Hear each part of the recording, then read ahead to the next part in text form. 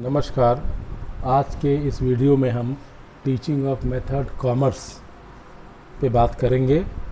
Commerce में हम ये एक सेकेंड वीडियो है, तो थोड़ी सी व्याख्या पीछे से करते हुए कि कॉमर्स के टीचर होने के नाते आपको यह मालूम है कि आपके जो सब्जेक्ट हैं वो अप्लाइड सब्जेक्ट हैं, मतलब इनका संबंध अन्य सारे सब्जेक्ट के साथ जो व्यवस्थित तरीके से है शायद वैसा नहीं हो पाता है। ये अपने ही सब्जेक्ट में अपने ही रूपों में व्यवस्थित होता है। जहाँ पे प्रोडक्शन की बात होगी तो ट्रांसपोर्टेशन की बात होगी, प्रोडक्शन और ट्रांसपोर्टेशन की बात होगी तो कहीं इकनॉमी की बात हो जाएगी। तो ये अपने ही सब्जेक्ट के बीच में घूमता है। तो आप पूर्व की भांति सारे जो मेथड के सब्जेक्ट्स हैं उसकी सामान्य जो बातें हैं वो इसमें भी लागू होती हैं कि आप अपने इकाइयों का चयन कर लें, उन इकाइयों के बीच जो तारतम्यता है, जो अप्लाइड रिलेशंस हैं, उनको आप एक जगह कर लें, आप उनका एक लेसन प्लान बना लें, टीचिंग पॉइंट्स बना लें और कहाँ पे ठहराव होगा उसको आप मार्क करके आप क्लासरूम में प्रवेश करें, अपने साथ मॉडल चार्ट पेपर ले करके आप क्लास में जाएं।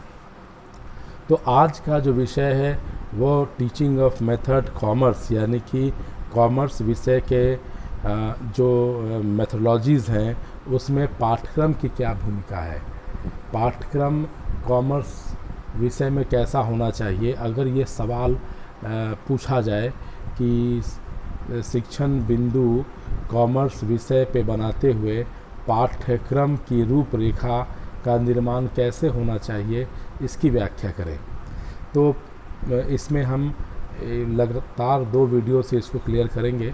अभी हम कॉमर्स और उसके पाठ्यक्रम पर हम आज बात करेंगे। तो देखिए, पाठ्यक्रम के बारे में मालूम है कि पाठ का एक व्यवस्थित रूप होता है, एक वृहत रूप होता है, उसका एक सामंजित रूप होता है और उस रूप के तहत पाठ का व्यवस्थापन होता है जिससे समझ उस विषय की, उस इकाई की उपस्थित हो सके जो रिसीविंग एंड पर है, जो ग्रहण करने वाले क्षेत्र में है। तो कॉमर्स के पाठ्यक्रम में उसकी क्या आवश्यकता है? उसकी आवश्यकता यह है कि कॉमर्स के सब्जेक्ट का विषय सूची बनाते समय हमको यह ध्यान रखना है कि हमारा लक्ष्य क्या है। पहला तो आप एक पॉइंट लिख लें, लक्ष्य। अब जैसे आप विद्यार्थी को ट्रांसपोर्टेशन यानी परिवहन पढ़ा रहे हैं तो परिवहन का लक्ष्य क्या होगा कि अगर वो गुड्स को कैरी ओवर कर रहा है, किसी माल को सप्लाई कर रहा है, तो उसका स्थान कहाँ से कहाँ तक है। एक उसके ट्रांसपोर्टेशंस के लिए कौन कौन से साधन उपलब्ध कराए गए हैं।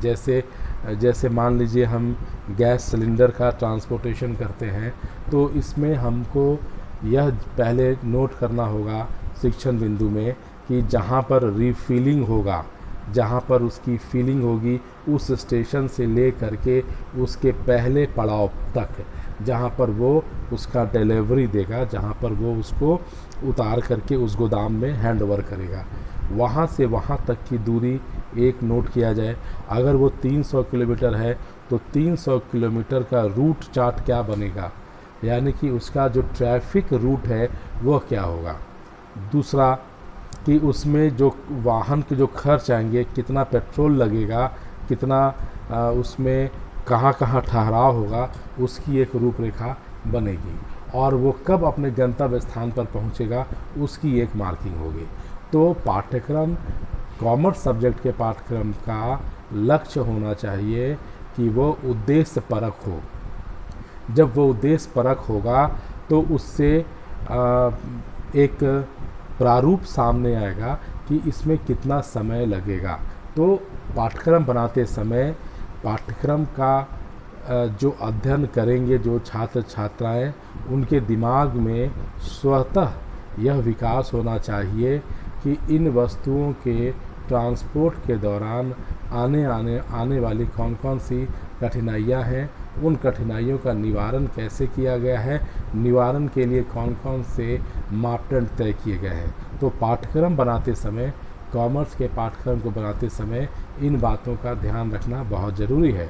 दूसरा, पाठ्यक्रम के तहत मूल्यांकन की प्रवृत्ति होनी चाहिए। यहाँ मूल्यांकन का मतलब यह है कि जब हम बोधात्मक प्रश्न बच्चों को देते हैं तो बच्चे उस प्रश्न को समझकर अपने जो हम चाहते हैं, जो ज्ञान हमने उनको दिया है, उन ज्ञान को वो समझ करके अपने उत्तर में लिखें। तो ऐसी स्थिति में उनका मूल्यांकन जो है वो सुनिश्चित हो सके।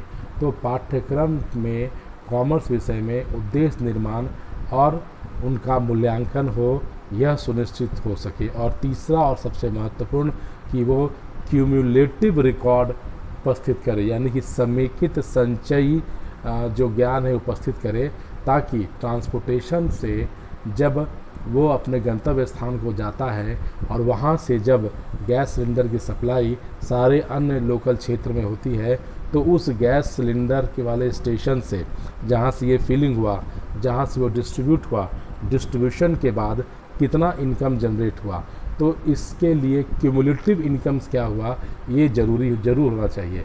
तो पाठ्यक्रम में यह 3 बिंदु अभी मान के चलें आप कि कॉमर्स विषय के पाठ्यक्रम बनाते समय शिक्षक को 3 बिंदुओं का ध्यान रखना चाहिए।